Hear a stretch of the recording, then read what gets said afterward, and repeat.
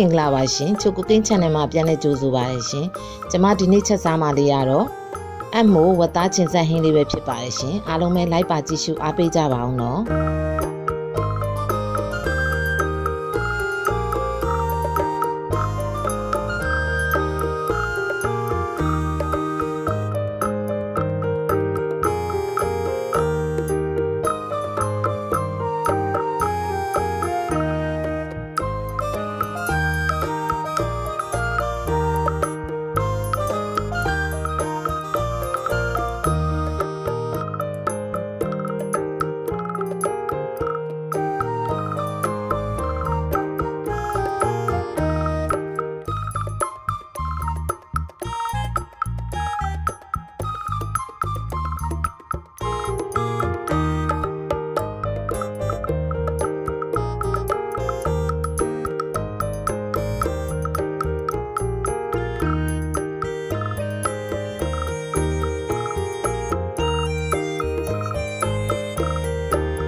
ဟုတ်ကဲ့အရင်ဦးဆုံးအိုးပူလာပြီဆိုရင်တော့ကျွန်မစီထည့်ပါမယ်ရှင်စီပူလာပြီဆိုရင်တော့ကြိတ်ထားတဲ့ကြက်သွန်အဖြူအနီထည့်ပါရရှင်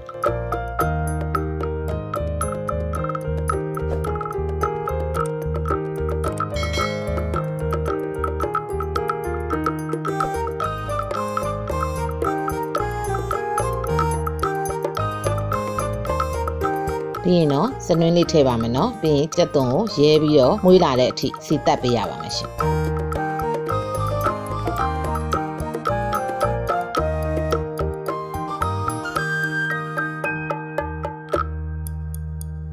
ဟုတ်ကဲ့ကြက်သွန်လေးတွေရဲပြီးမွေးလာပြီဆိုရင်တော့ကျွန်မအစိမ့်မှုတ်ထည့်ပါရှင်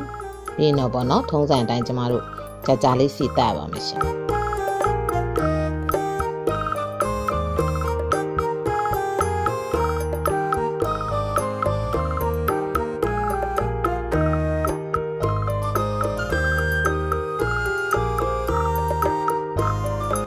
စီတက်နေတဲ့အချိန်မှာပဲကျွန်မ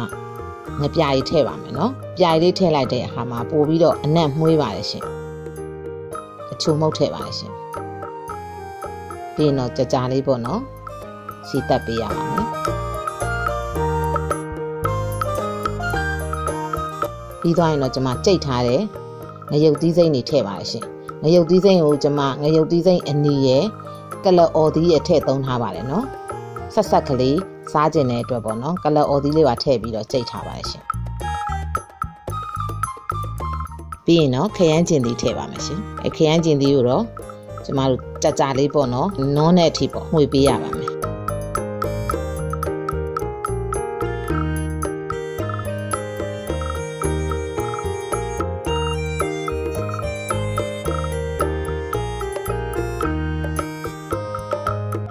ခရမ်းကျင်သီးလေးတွေနုံးပြီဆိုတော့ကျွန်မဝက်သားထည့်ပါရှင်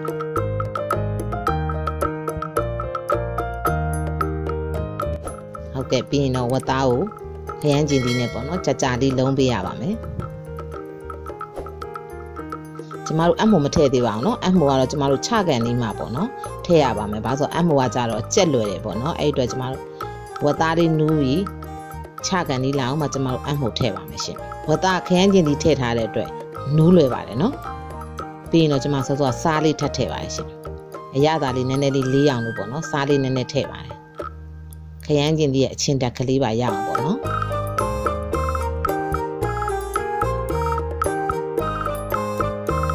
ပြီးရင်တော့ကျွန်မငရုတ်သီးနဲ့ကြက်သွန်ကြိတ်ထားတဲ့ရေကျင်းထားတဲ့အရည်လေးတွေထည့်ပါတယ်ရှင်ပြီးရင်တော့ကျွန်မအဖုံးအုပ်ပြီးတော့ပေါ့နော်ဝက်သားအောင်နူးအောင်ရင်တဲရပါမယ်ဟုတ်ကဲ့နည်းနည်းလေးစူလာပြီဆိုရင်တော့ဟိုဘက်ဒီဘက်လှန်ပေးရပါမယ်ရှင်ဒီရင်းလေးကတော်တော်ထမင်းမိန်ပါတယ်နော်ကျွန်မတို့ချက်ပြီးစားတဲ့အခါမှာတော်တော်လေးထမင်းမိန်ပါတယ်အမိုးကလည်းတော်တော်စားကောင်းပါတယ်ရှင်အရသာလေးမြည်ကြည့်ပါမယ်နော်အရသာလေးနည်းနည်းလိုတဲ့အတွက်ကျွန်မစားလေးထည့်ပါတယ်ရှင်စားကိုသမင်ထည့်ပါလားပါနော်ဘာလို့ဆိုတော့ခရမ်းကျင်သီးရဲ့အချင်းတက်ကလေးလေးအောင်လို့ပါပြီးရင်တော့အလိုလေးတွေမှုမွေပေးရပါမယ်နော်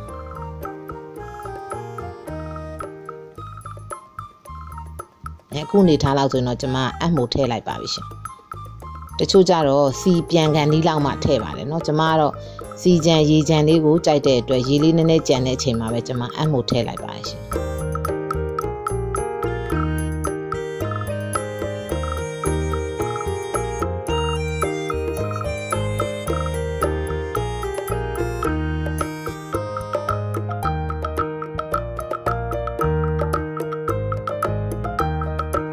ပြီးရင်တော့မှွေပြီးတော့ပေါ့နော်ကျမတို့အဖုံးလေးခဏအုပ်ပေးပါမယ်နည်းနည်းလေးကြာရင်တော့ကျမအဖုံးလေးပြန်ဖွင့်ပြီးတော့ဟိုဘက်ဒီဘက်ကလေးလှန်ပေးပါမယ်နော်အမှုထည့်ပြီးသွားရင်တော့အရန်အကြာကြီးတည်စရာမလိုပါဘူးနော်စီပြန်စားခြင်းတဲ့လူကြတော့ကျမတို့ဝက်သားကိုစီနည်းနည်းလေးပြန်ကန်လေးအထိကိုတည်ပြီးမှအမှုထည့်ရပါမယ်နော်ကျမကတော့စီချံရေချံလေးကြိုက်တဲ့အတွက်ရေနည်းနည်းရှိတဲ့အချိန်မှာပဲအမှုထည့်လိုက်တာပါနော်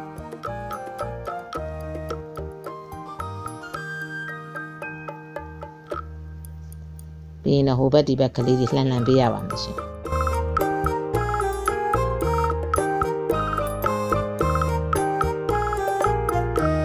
ဟုတ်ကဲ့အခုနေထားလောက်ဆိုရင်တော့ကျမရဲ့အကြိုက်ဖြစ်ပါပြီနော်အရသာလေးလည်းကျမမြည်ကြည့်ပါမယ်ရှင်ခုဆိုရင်တော့အရသာကောင်းမွန်တဲ့ထမင်းစားလို့လည်းအရန်ကောင်းတဲ့အမှုဝက်သားချင်ဆက်ဟင်းလေးတစ်ခွက်ရပါပြီရှင်ကျမရဲ့ဗီဒီယိုလေးတွေကိုကြိုက်နှစ်သက်တယ်ဆိုရင်တော့ like and subscribe လေးလုပ်ပြီးတော့အားပေးခဲ့ကြပါအောင်နော်